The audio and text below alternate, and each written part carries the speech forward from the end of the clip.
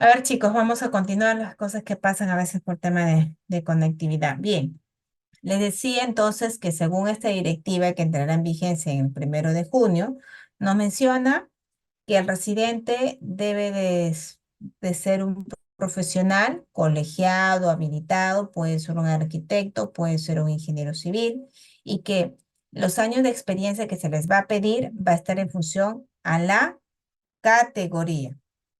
¿Ok? Va a estar en función a la categoría de la obra, que eso está también indicada en esta normativa vigente que entrará a partir de abril. Ahora, también nos indica cuáles serán estas funciones que cumpla un residente, en este caso, para obras por AD, porque esta directiva es netamente para obras por AD. Ya de obras por contrata, ya lo habíamos visto acá, los lineamientos que nos da, ¿no? Está en el artículo 179, que también se aúne a lo que es el Reglamento Nacional de Edificaciones, que eso es válido para todos, residentes que son para obras por contrata, para obras por AD, ¿ok? Pero estos alcances que se mencionan en el artículo 179 es exclusivamente para obras por contrata. Y la de AD, que ahora está vigente y que se entrará todavía en 1 de junio. Entonces, según esta directiva, que es para obras por administración directa, nos dice que los residentes deben de cumplir con lo siguiente. En primer lugar, nos dice que estos profesionales son contratados para conducir una obra de forma exclusiva. No nos dice a medio tiempo, ni una vez a la semana, ¿no? Forma exclusiva, dice, todos los días.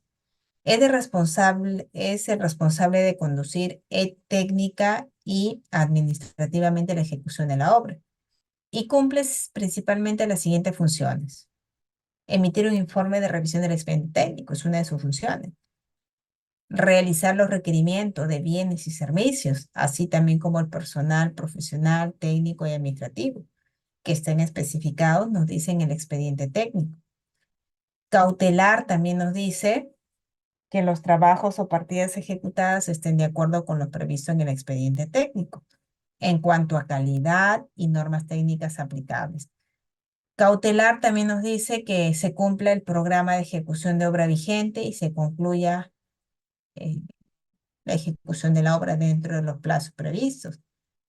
Cautelar también que las partidas consideradas en el presupuesto de obra se ejecuten dentro de los rendimientos y niveles de productividad señalados también en los análisis de precios unitarios considerados en el expediente técnico de obra aprobado, ¿no? Y además, miren, funciones importantes que hay que conocerlo. Cautelar que los gastos incurridos con los presupuestos asignados correspondan a la necesidad de la obra, no a otras cosas.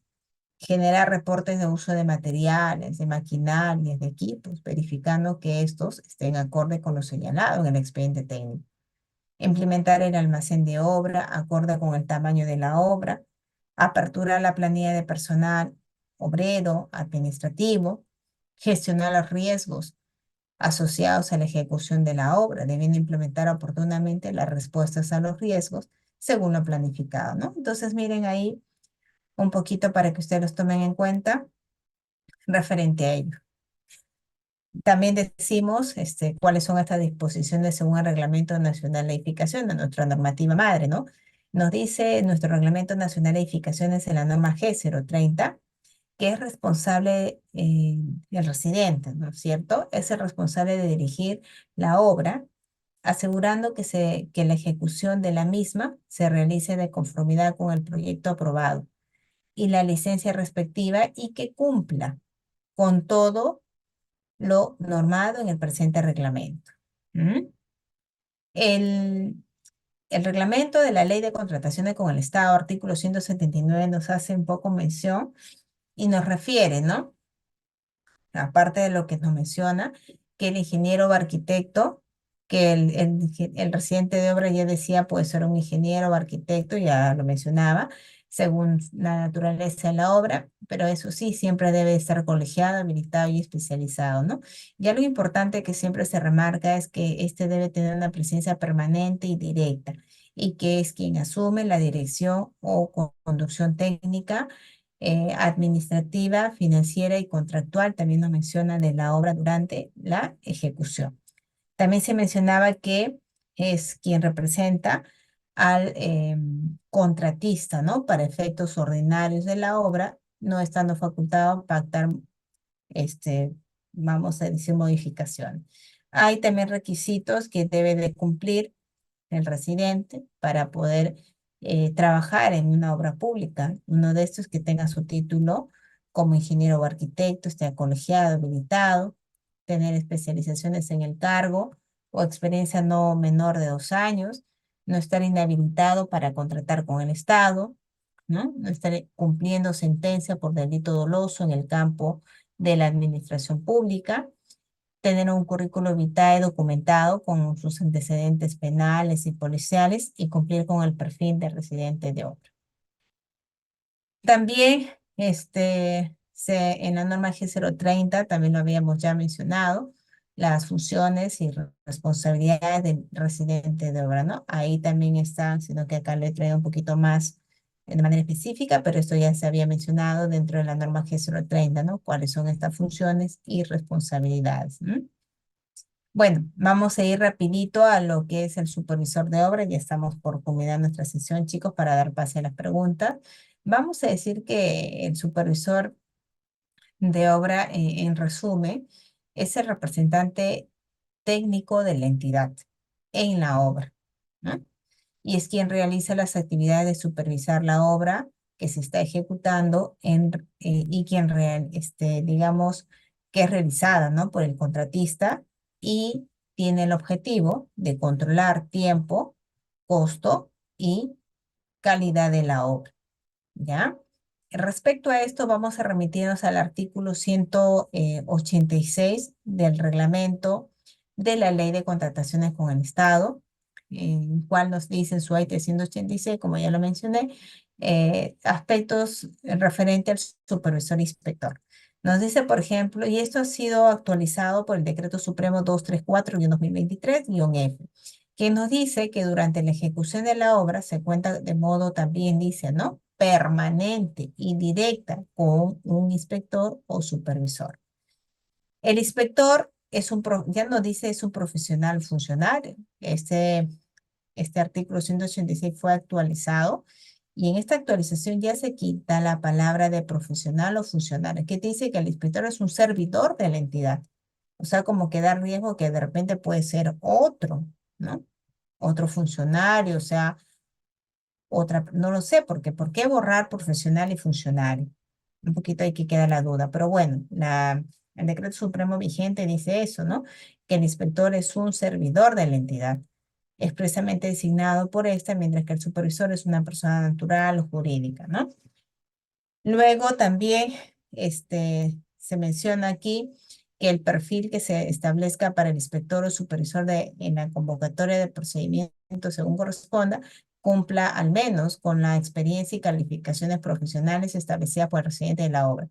Y es obligatorio contratar un supervisor cuando el valor referencial de la obra ejecutarse igual o mayor al monto establecido en la ley del presupuesto, ¿no? Del sector público para el año fiscal y cuyo monto, pues, no es mayor para obras mayores o iguales a 4.300.000. También nos dice este artículo que el supervisor de obras no podrá prestar servicios en más de obras a la vez, es una exclusividad la que él tiene y debe hacerlo de forma permanente, directa y exclusiva, ¿ok? Exclusiva.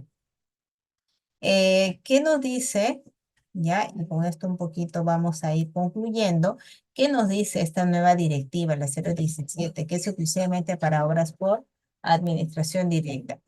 Nos dice en su IT 6.8, personal clave de la obra, respecto al inspector o supervisor, nos dice que el inspector es un profesional. Acá sí lo menciona, ¿no? Dice es un profesional, es un funcionario o servidor de la entidad, expresamente designado por esta para controlar los trabajos efectuados por el personal profesional y técnico a cargo de la ejecución de la obra.